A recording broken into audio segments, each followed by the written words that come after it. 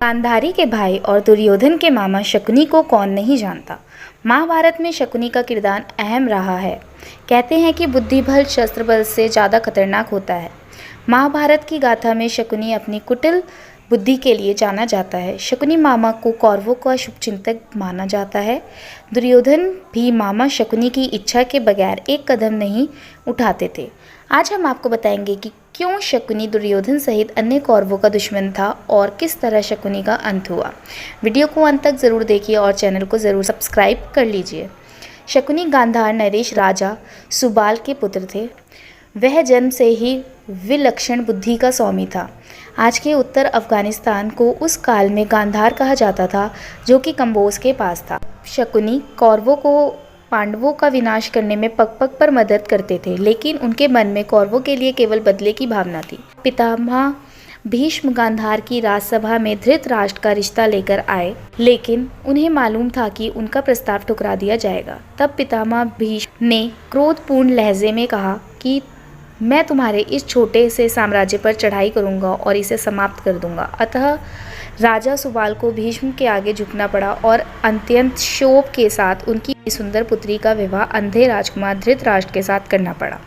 माना जाता है कि गांधारी का विवाह महाराज धृतराष्ट्र से करने से पहले ज्योतिषियों ने सलाह दी थी कि गांधारी के पहले विवाह पर संकट है, अतः इसका पहला विवाह किसी और से कर दीजिए, फिर धृतराष्ट्र से करें। ज्योतिषियों के कहने पर गांधारी का विवाह एक बकरे से करवाया गया था। बाद में इस बकरे की बलि दे दी गई।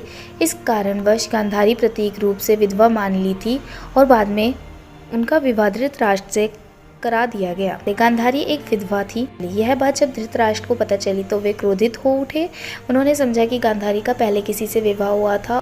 धृतराष्ट्र के मन में इनको लेकर दुख उत्पन्न हुआ और उन्होंने इसका दोषी गांधारी के पिता राजा सुबाल को माना। धृतराष्ट्र ने गांधारी के पिता राजा सुबाल को पूरे परिवार सहित कारागार में डाल दिया। कारागार में उन्हें खाने के लिए केवल एक व्यक्ति का भोजन दिया जाता था। केवल एक व्यक्ति के भोजन से भला सभी का पेट कैसे भरता है। एक एक करके सुबाल के सभी पुत्र मरने लगे। सब लोग अपने हिस्से का चावल शकुनी को दे देते थे ताकि वह जीवित रह के कौरवों का नाश कर सके। सुबाल ने धृतराष्ट्र से शकुनी को छोड़ने की विनती की, जो धृतराष्ट्र ने मान ली थी। राजा सुबाल के सबसे छोटे पुत्र कोई और नहीं बल्कि शकुनी ही थे। शकुनी ने अपनी आंखों के सामने अपने परिवार का अंत होते हुए देखा था। सबसे पहले उसने गांधारी व धृतराष्ट्र को अपने वश में करके धृतराष्ट्र के भाई पांडु के विरुद्ध षड्यंत्र रचा और राज सिंहासन पर धृतराष्ट्र का अधिकार करवाया। शकुनी ने न केवल दुर्योधन को युधिष्ठिर के खिलाफ भड़काया, बल्कि महाभारत के युद्ध की नींव भी रखी। शकुनी जुआ खेलने में पारंगत था। शकुनी की इस चाल के पीछे सिर्फ पांडवों का ही नहीं बल्कि कौरवों का भी भयंकर विनाश छिपा था, क्योंकि शकुनी ने कौरव कुल के नाश की सौगंध खाई थी। जब युधिष्ठिर हस्तिनापुर का युवराज घोषित हुआ, तब शकुनी ने ही लाक्षागृह का षड्यंत्र रचा और सभी पांडवों को जिंदा जलाकर मार डालने का प्रयत्न किया। युधिष्ठिर द्वारा किए गए राजसूय यज्ञ में द्रौपदी द्वारा दुर्योधन का अपमान किया गया। दुर्योधन के मन में चल रही बदले की इस भावना को शकुनी ने हवा दी और इसी का फायदा उठाते हुए उसने पासों का खेल खेलने की योजना बनाई। खेल के जरिए पांडवों को मात देने के लिए शकुनी ने बड़े प्रेम भाव से सभी पांडु पुत्रों को खेलने के लिए आमंत्रित किया। वह जो चाहता वे अंक पासों पर आते थे। धीरे धीरे खेल के उत्साह में युधिष्ठिर अपनी सारी दौलत व साम्राज्य जुए में हार गए। अंत में शकुनी ने युधिष्ठिर को सब कुछ एक शर्त पर वापस लौटा देने का वादा किया, यदि वे अपनी बाकी पांडव भाइयों व अपनी पत्नी द्रौपदी को दांव पर लगाएं।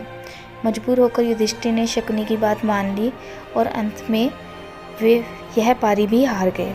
इस खेल में पांडवों व द्रौपदी का अपमान ही कुरुक्षेत्र के युद्ध का सबसे बड़ा कारण साबित हुआ। यही तो शकुनी चाहता था। शकुनी जितनी नफरत कौरवों से करता था उतनी ही पांडवों से, क्योंकि उसे दोनों की ओर से दुख मिला था। वीडियो अच्छी लगी हो तो लाइक शेयर ज़रूर करें और चैनल को सब्सक्राइब ज़रूर करें। जल्द ही मिलते हैं एक और नई वीडियो में। तब तक के लिए जय श्री कृष्णा।